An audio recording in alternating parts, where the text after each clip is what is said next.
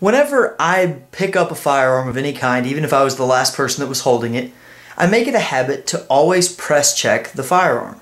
That goes for any kind of firearm, a rifle, shotgun, in this case a handgun. And what a press check does is it checks the status of the firearm. Is there a round in the chamber?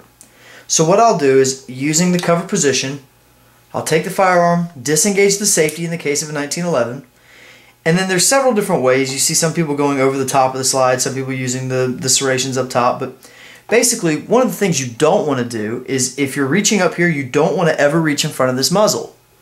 So what I will do is I will use my fingers here on the front serrations of the slide, and I will push just gently toward the rear.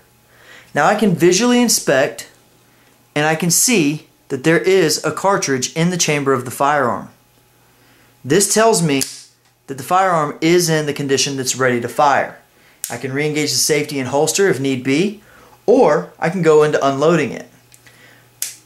Another way that you can do that is to grab over on the rear serrations and pull back.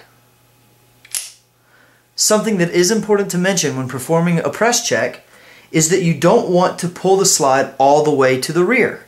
And the reason for that is quite simple.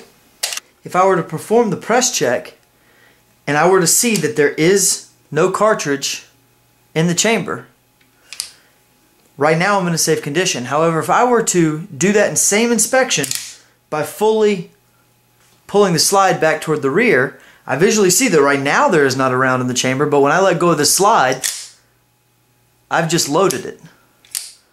So when press checking, it is very important that you remember never to place your hand in front of the muzzle, and that you just gently slide the slide to the rear, and then I can check the condition of the firearm.